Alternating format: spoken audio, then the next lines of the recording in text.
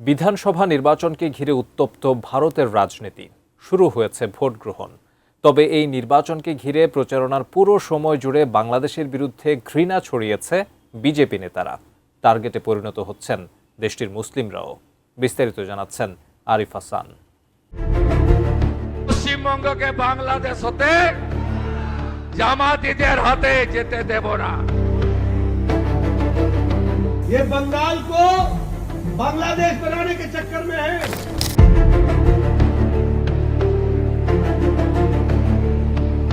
ভারত জুড়ে বিধানসভা নির্বাচন নিয়ে সরগরম প্রচারণা ও ভোট গ্রহণ চলছে। 2026 সালের এই নির্বাচনের মূল কেন্দ্রবিন্দুতে রয়েছে পশ্চিমবঙ্গ, তামিলনাড়ু, আসাম, কেরালা এবং পুদুচেরি। তবে এই নির্বাচনের প্রচারণার পুরো সময় জুড়ে বাংলাদেশ বিরোধী বক্তব্য দিয়ে মঞ্চ মাতাচ্ছেন বিজেপি নেতারা। পশ্চিমবঙ্গ থেকে শুরু করে তামিলনাড়ু, সবখানেই বাংলাদেশের বিরুদ্ধে ছড়ানো হচ্ছে তীব্র ঘৃণা। বিশেষ করে পশ্চিমবঙ্গ বিধানসভা নির্বাচনকে সামনে রেখে এই বাগাড়ম্বর সবচেয়ে বেশি দৃশ্যমান হয়েছে। বিভিন্ন জনসভা ও প্রচারণায় ভারতের প্রধানমন্ত্রী নরেন্দ্র মোদী, স্বরাষ্ট্রমন্ত্রী অমিত শাহ এবং বিজেপির শীর্ষ নেতারা অনুপ্রবেশকারী ইস্যু তুলে ধরে বাংলাদেশকে সরাসরি আলোচনায় নিয়ে আসছেন। তাদের বক্তব্যে বারবার বলা হচ্ছে পশ্চিমবঙ্গকে বাংলাদেশে পরিণত করার চেষ্টা চলছে এবং ক্ষমতায় এলে কথিত অনুপ্রবেশকারীদের বহিষ্কার করা হবে। নতুন বাংলাদেশ গড়তে এলো জুলফিকার স্টিল।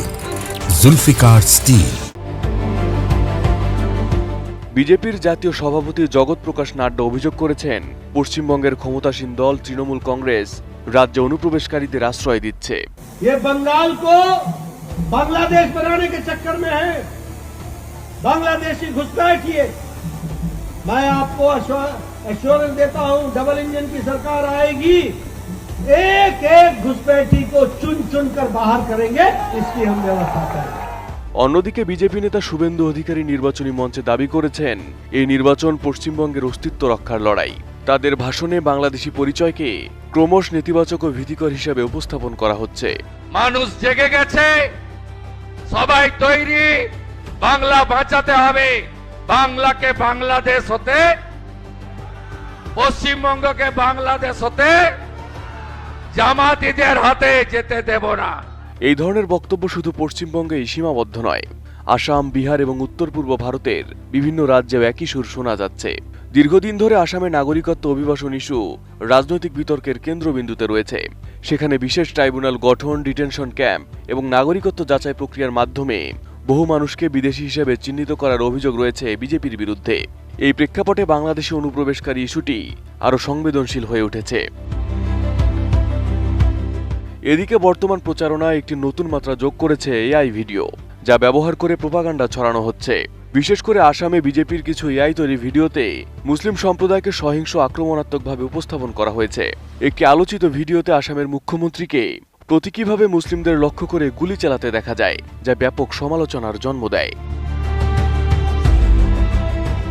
গবেষণা সংস্থা বেলিংক্যাটের বিশ্লেষণে দেখা গেছে বিজেপির প্রচারণায় উল্লেখযোগ্য সংখ্যক পোস্ট বিদ্বেষমূলক বক্তব্যের আওতায় পড়ে।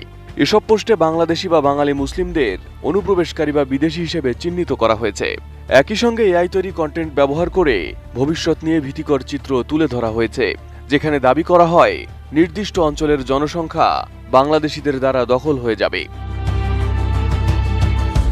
মানবাধিকার সংস্থা হিউম্যান রাইটস ওয়াচের প্রতিবেদনে উল্লেখ করা হয়েছে ভারতের সাম্প্রতিক নির্বাচনী প্রচারণায় সংখ্যালঘুদের বিরুদ্ধে বিদ্বেষমূলক বক্তব্যের ব্যবহার বেড়েছে। একইভাবে ইন্ডিয়া হেট ল্যাব জানিয়েছে দেশে বিদ্বেষমূলক বক্তব্যের অধিকাংশই মুসলিম সম্প্রদায়কে লক্ষ্য করে দেওয়া হচ্ছে। এই পরিস্থিতি এমন এক সময় তৈরি হয়েছে যখন বাংলাদেশের সঙ্গে ভারতের কূটনৈতিক সম্পর্কেও টানাপোড়েন চলছে, যদিও বর্তমান সরকার এই টানাপোড়েন কমাতে চেষ্টা করছেন। বিশ্লেষকরা মনে করছেন বিজেপির এই প্রচারণা শুধু নির্বাচনী কৌশল নয়, এটি একটি বৃহত্তর রাজনৈতিক বয়ান তৈরি করছে, যেখানে নেতিবাচকভাবে উপস্থাপন করা হচ্ছে বাংলাদেশ এবং বাংলাদেশি পরিচয়কে। এর ফলে সীমান্তবর্তী অঞ্চলে সামাজিক বিভাজন আরও গভীর হওয়ার আশঙ্কা তৈরি হয়েছে এবং সংখ্যালঘুদের নিরাপত্তা অধিকার নিয়ে দেখা দিয়েছে নতুন উদ্বেগ। Arif Hasan, ATN news.